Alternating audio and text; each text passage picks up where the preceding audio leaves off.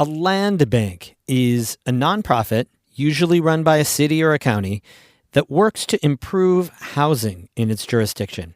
It can demolish zombie homes, it can rehabilitate old ones, and even build new homes. Essex County has one of 31 land banks in New York State. We'll look into how it got started and what it's been able to accomplish on today's Story of the Day.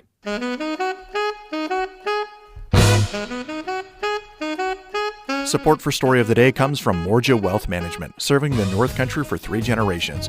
MorjaWM.com. Securities offered through Hightower Securities, LLC, member FINRA, SIPC.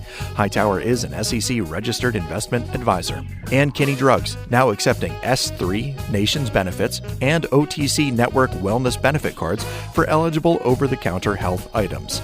Details at KinneyDrugs.com. Hey, I'm David Sommerstein. It's Tuesday, February 24th. First up, the average number of people held at one of upstate New York's largest immigration detention facilities hit its highest point in recent months. Gino Finelli reports for the New York Public News Network. The average daily count of detainees at the Buffalo Service Processing Center in Batavia stands at 745. That puts the facility well over capacity. But that number was not fueled by people with criminal histories. Instead, it's people with no prior arrest or conviction. That population has soared in the fiscal year beginning October 1st. Meanwhile, the number of detainees with a criminal background hit its lowest point on record. Murad Awadeh is president of the New York Immigration Coalition. What we've seen since the very beginning of their now second administration over a year ago is their effort to continuously try to deliver on their horrifying mass deportation agenda, which is going to leave us all the worse off for it. Similar trends to Batavia can be seen in data from detention facilities across New York, as well as nationwide. In Rochester, I'm Gino Finelli for the New York Public News Network. In a written statement, a Department of Homeland Security spokesperson maintained that the majority of those arrested have criminal histories, contradicting what ICE data shows. State Senate Majority Leader Andrea Stewart-Cousins says she's hopeful the state will step in to help its largest cities. The Democrat says she isn't happy about New York City Mayor Zohran Mamdani's plan to plug a $5.4 billion deficit by raising property taxes. Stewart-Cousins says the state will help Mamdani and other mayors, possibly by raising income taxes. I do believe that there will be an effort to address the problems on the city side with all of us working together. Governor Kathy Hochul says she won't raise income taxes. She's already proposed over $1 billion to help New York City and around $150 million for other cities in the state, including $40 million for her hometown of Buffalo.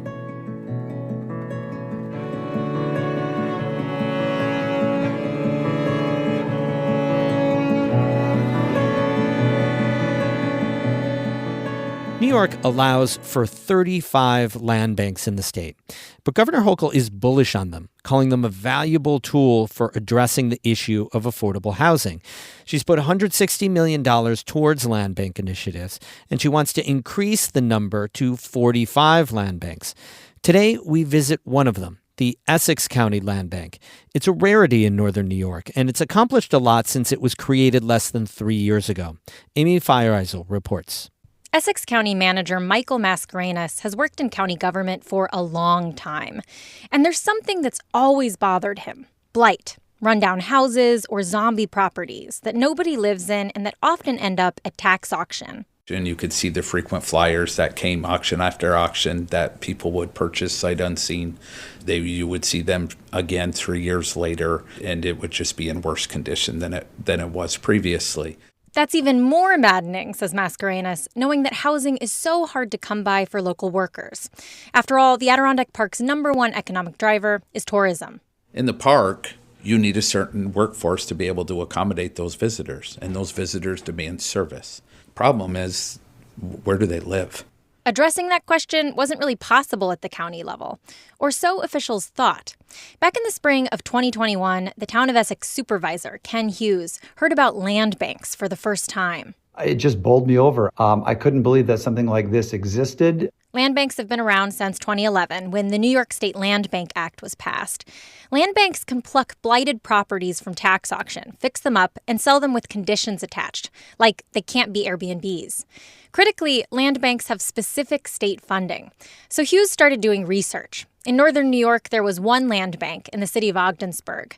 There was nothing in the Adirondacks. I wanted to be the first one. I wanted to see Essex County be that lighthouse county to show other people that we can do it up here. To do that, Hughes needed to get his colleagues, the rest of Essex County's Board of Supervisors, excited about the idea. He got that bipartisan support, and the county used a big chunk of its COVID funding, $300,000 from the American Rescue Plan Act, to start the land bank. Jim Monty is the recently retired supervisor for the town of Lewis. That gave us our seed because we had great ideas, but we had no money. Monty says Essex County wanted to focus on selling homes to local workers. So they had the vision. They even had startup money. But they still needed people to run it, says Ken Hughes. I'm starting to think maybe we have to create our own nonprofit organization as well, and we have to form our own board of directors. And then one day, I'm at the county, and Jim Monty, he says, Ken, I want you to meet somebody after the meetings. Monty had gotten in touch with Pride of Ticonderoga, a community development organization founded back in the 1980s. He'd invited its new director, Nicole Justice Green, to come talk about the land bank idea. Hughes says they instantly knew this was their person. Man, we struck gold with what she knows and what she does, and that organization. Pride of Ticonderoga already worked with New York State housing programs and grants. For Green, it was a chance to make a difference in an area she knew there was a need. We would have people call us looking for housing. We would have people call us because they were unhoused. And that wasn't really something we did or ever had done. And so I would remember going home feeling very weighted down. The Essex County Land Bank was officially formed in May of 2023. It's administered within Pride of Ticonderoga, which is now called the North Country Rural Development Coalition, with Nicole Justice Green as its executive director. That wasn't long after the state had released a new, bigger pot of money just for land banks. Creating a new funding source at the state level is like almost an act of God. And so it was like very, very fortuitous that happened at the same time. In its first year, the Essex County Land Bank rehabilitated just one house in the town of Jay, plucked from the tax foreclosure auction. It was a totally new experience, and Green says there were lots of challenges, finding contractors, sewer issues, waste removal. But they got through it and sold the home to a young local couple with a baby. Town of Lewis supervisor Jim Monty says that was a big moment. The look on their face as a young family with a young child that potentially can get in a home that they might not have been able to afford, it warms your heart. It gives you a good feeling. In 2025, the land bank demolished 4 blighted properties, making rooms for new homes to be built, and rehabbed 3 homes. It also partnered with the state to build a modular starter home in Newcomb, something they plan to replicate going forward. Green says the land bank is doing pre-development work for more of those homes, potentially dozens, in Westport, Chesterfield, and North Hudson. The land bank is not the be-all and end-all for this crisis, but we do have a really unique toolbox. It's going to be just continuing this momentum. The state's given us the resources to do it, and so it's our job to deliver. After the initial seed money and $50,000 from the county in 2024, the Essex County Land Bank is now financially independent because of the state grants it's applied for.